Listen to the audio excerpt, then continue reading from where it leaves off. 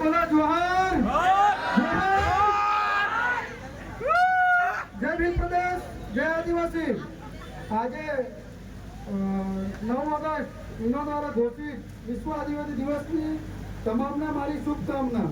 आज આપણે એક જાજમ પર ભેગા થયા છે તો હું તમને આપણા અધિકાર અને મૂળભૂત અધિકારો વિશે થોડી માહિતી આપીશ। અનુચ્છેદ 3.3 મુજબ આપણા રૂઢી પ્રથા રૂઢી ગ્રામ સભા ભારતના અંદર પહેલા શાસન વ્યવસ્થા એક રાજતંત્ર વ્યવસ્થા અને ગણતંત્ર વ્યવસ્થા।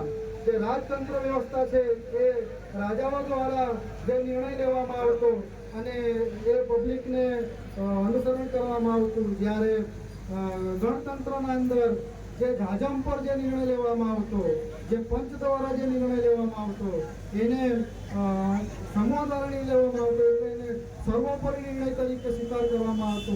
આથી આપણા બાપ દાદાઓ જે જૂના જમાનાના અંદર જે પંચ વ્યવસ્થા જે પણ નિર્ણયનું સોલ્યુશન કરવા માટે જે ભેગા થતા હતા, ભેગા થઈને જે નિર્ણય લેતા હતા એને આજે આપણે ભૂલી ગયા છે અને આપણે કાનૂન વ્યવસ્થાના હાથે ચડી ગયા છે। આર્ટિકલ 3.3 મુજબ જાજમને રૂઢી પ્રથા મુજબ પરંપરાગત મુજબ પીઠબળ મળેલું છે, છતાંય આપણે પોલીસ સ્ટેશન અંદર દંડાવા જઈએ છીએ।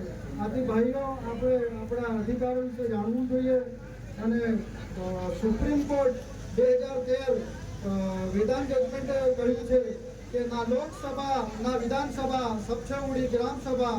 તો જે પંચ વ્યવસ્થા છે એ સર્વોપરી છે, પરમેશ્વર છે, પરમેશ્વર એક પંચ છે, પંચ એક પરમેશ્વર છે।